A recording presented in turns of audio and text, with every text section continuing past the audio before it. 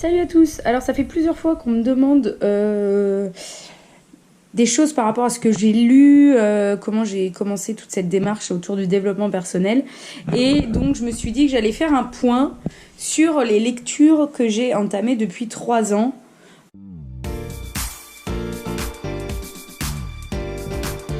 Alors, je crois que tout a commencé avec celui-ci. Il me semble que c'est le premier que j'ai lu. Tout est toujours parfait de François Lemay.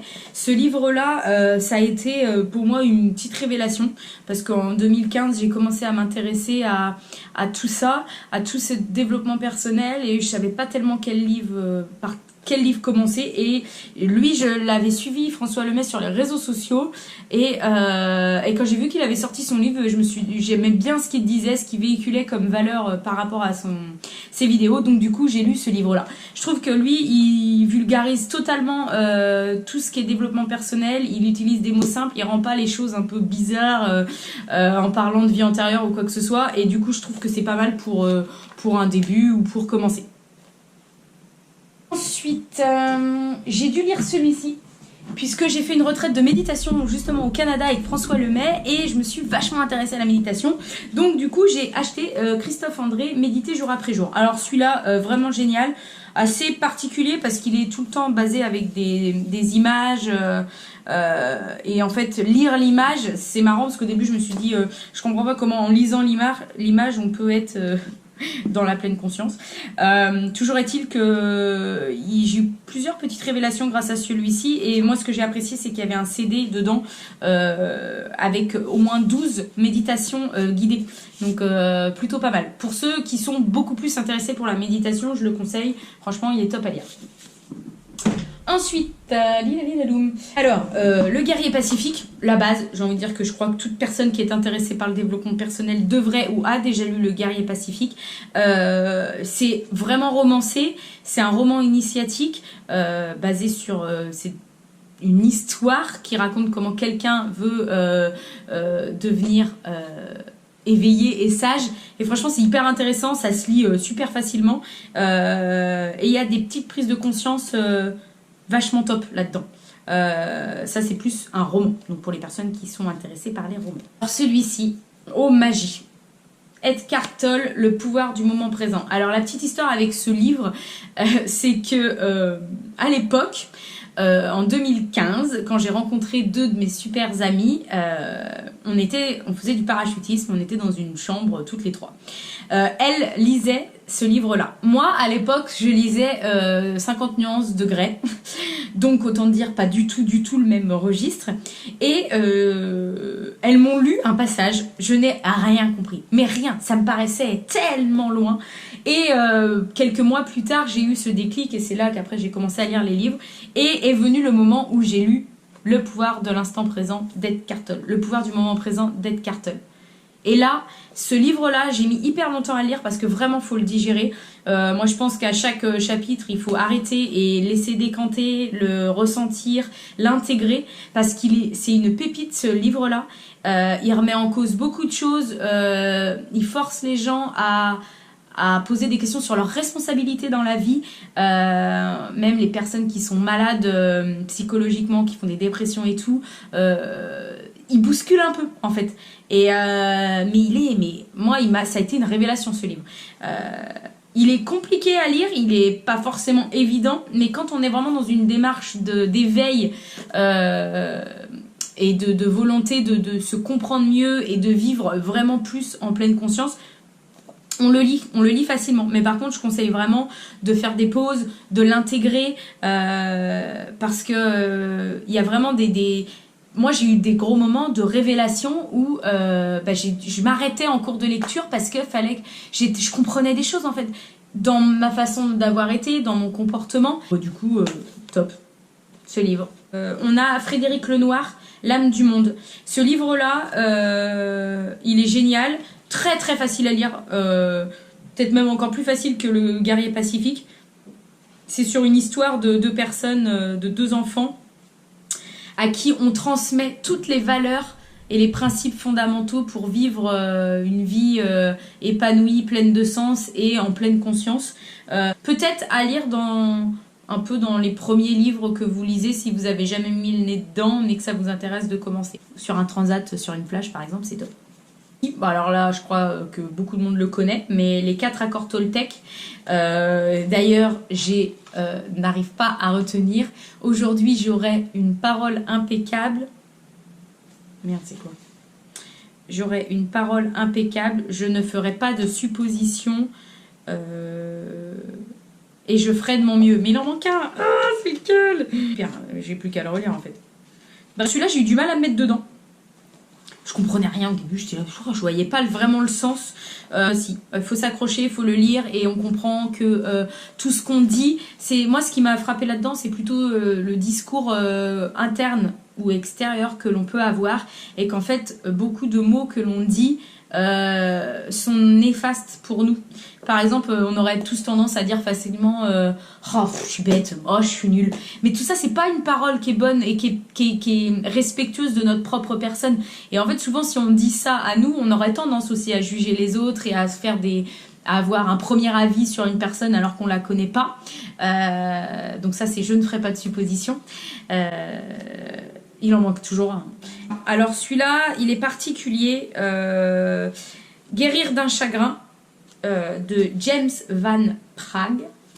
Celui-là, il est particulier. Il n'est pas forcément hyper orienté développement personnel, mais j'ai perdu mon ami le 23 mai 2018 dans un accident de parachutisme et cette volonté de savoir pourquoi, de comprendre les choses a été encore plus décuplée en fait depuis ce moment. Je voulais savoir, je veux toujours savoir des choses et ce livre-là m'a beaucoup apporté.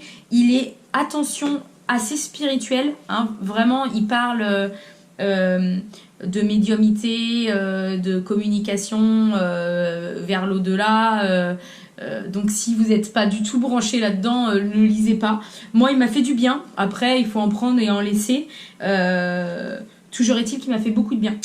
Ensuite, réveillez le chaman qui est en vous. Alors celui-là, je l'ai adoré. Je m'intéresse au chamanisme de très loin parce que je sais pas pourquoi je m'intéresse, c'est intuitif au chamanisme.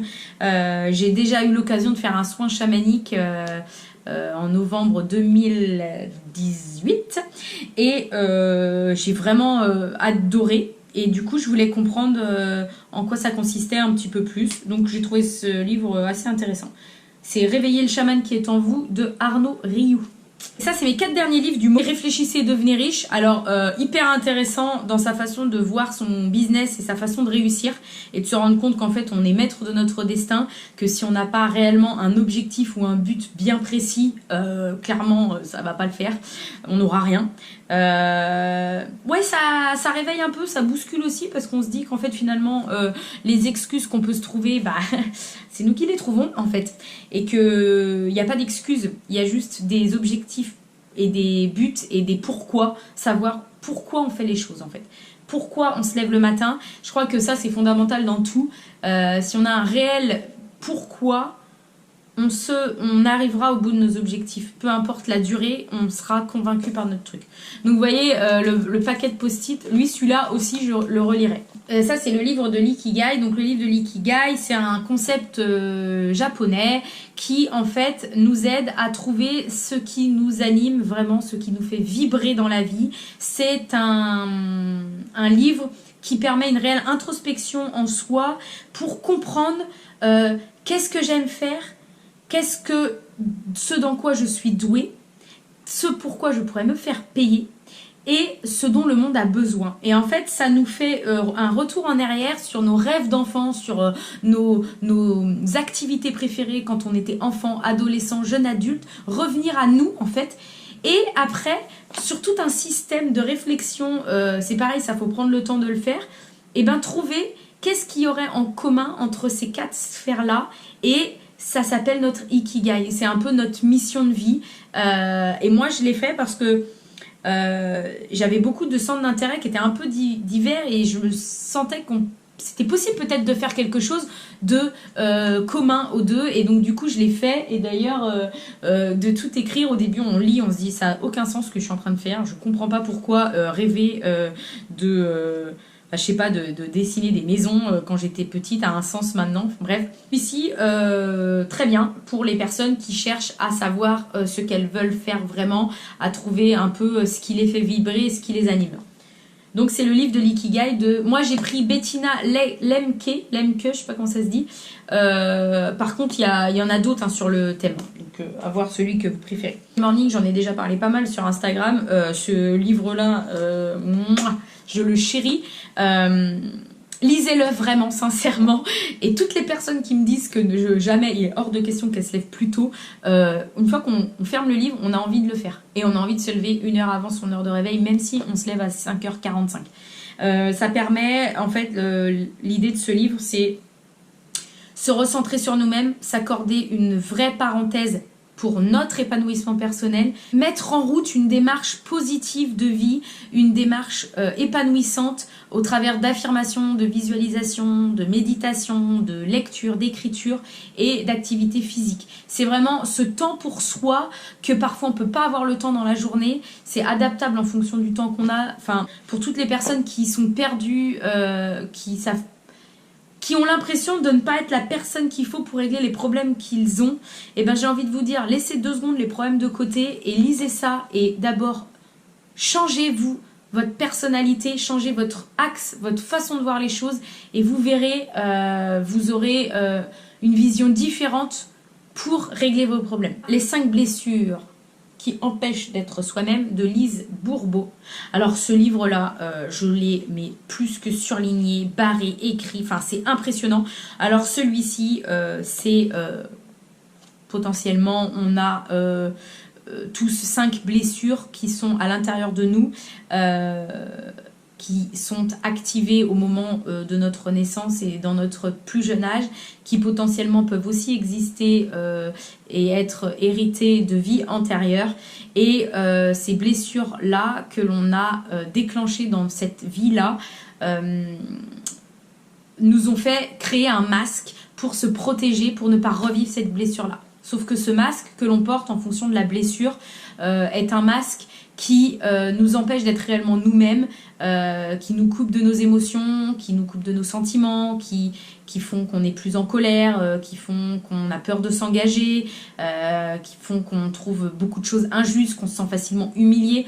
Enfin voilà, tout ça, le lire permet réellement de se comprendre mieux, de comprendre nos réactions par rapport à certaines situations. Si vous êtes dans une situation où, dans un moment de votre vie plutôt, où vous vous dites « c'est pas vrai, je vis toujours la même chose, j'ai l'impression de répéter le même schéma », c'est que l'univers entier vous parle parce qu'il y a une blessure que vous n'avez pas comblée. Vous n'avez pas compris cette blessure, et en fait tant que vous ne l'avez pas compris, tant que vous ne l'avez pas acceptée et tant que vous n'avez pas guéri cette blessure, et ben sans cesse vous revivrez le même schéma. Et franchement, le lire, c'est... moi j'ai retrouvé dans une des blessures que j'avais plein de traits de caractère, et là je me dis bah voilà, je comprends mieux certaines réactions du passé, et du coup maintenant quand je vis certaines situations dans le présent, je me vois réagir en fonction du masque que je porte. Donc celui-ci, c'est les 5 blessures qui empêchent d'être soi-même de Lise Bourbeau. J'ai la prophétie des Andes, alors ça c'est top, c'est romancé aussi, hyper sympa à lire, plein de coïncidences comme quoi l'univers nous parle pour nous faire comprendre des choses, et ça j'adore, je trouve ça cool. Du coup j'ai la suite que j'ai pas lue, la 10e prophétie. Voilà, j'espère que ça vous a aidé. Je vais mettre tous les liens à la limite en dessous si ça peut vous intéresser d'avoir les liens des livres. Et puis n'hésitez pas si vous avez des questions à me poser. Et en attendant, je vous souhaite une bonne journée. Bye!